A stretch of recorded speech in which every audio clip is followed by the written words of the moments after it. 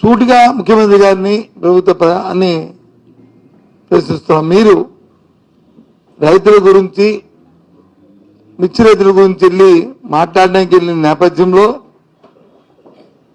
వెళ్ళాలని చెప్పుకున్న నేపథ్యంలో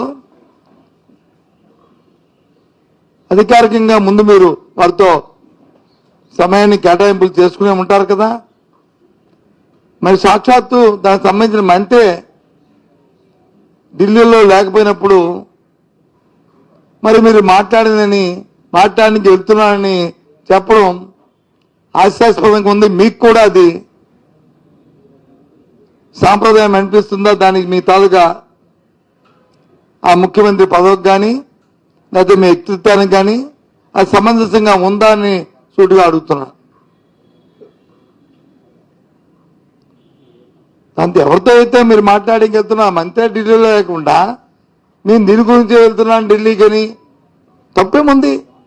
ఢిల్లీలో భారతీయ జనతా పార్టీ ముఖ్యమంత్రి ప్రమాణ స్వీకారం చేస్తున్నారు, దానికి నన్ను గెస్ట్ కింద పిలిచారు, దానికి వెళ్తున్నాను అని చెప్పి వెళ్తే తప్పు కాదు కదా. దానికి ఇవన్నీ ఎందుకు? ఈ ఈ తాళ్ళకి ఇవన్నీ అవసరమా? ఇవాళ చూశాను పత్రికల్లో, ఇవాళ ఇందాక టీవీలో చూశాను. మన రాష్ట్రం నుంచి ప్రాతినిధ్యం వహిస్తున్న కేంద్ర మంత్రి రామ్మోహన్ నాయుడు గారు మిగతా వాళ్ళు మా మంత్రి గారిని కలిశారు, శివరాజ్ చౌహాన్ గారిని, దాని మీద డిస్కస్ చేశారు. గుడ్, తప్పు కాదు. ఎందుకు ఈ పరిస్థితులు ఈ తీవ్రత ఇప్పుడు మీకు తెలిసింది. ఇప్పుడు జగన్మోహన్ రెడ్డి గారు మిర్చియాడికి వెళ్ళి అక్కడికి వెళ్ళి ఆయన పరిశీలించిన తర్వాత ఆ రైతుల ఆక్రందనలో ఆ బాధలు విన్న తర్వాత అది బయటకు వచ్చిన తర్వాత అప్పటి వరకు మీకు తెలియలేదే. ఏం చేసింది ప్రభుత్వం? మరి 2-3 నెలల ముందు ఈ కార్యక్రమం చేసుకుంటే ఇబ్బందులు లేవు కదా. ఎందుకు చేయలే?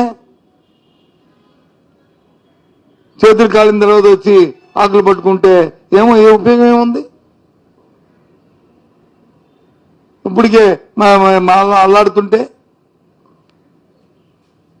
ఈ రోజు మీకు వచ్చి ఆ మద్దతు ధర గురించి ఆలోచన వచ్చింది. ఏమనంటే ఒక 5 సంవత్సరాల కింద వచ్చి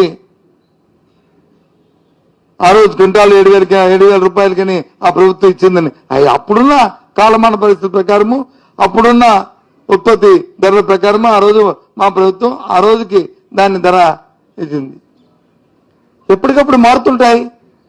ఆ కార్యక్రమాన్ని చేసుకోవడం బాధ్యత ప్రభుత్వాలకు ఉంది కదా, మీకు లేదా?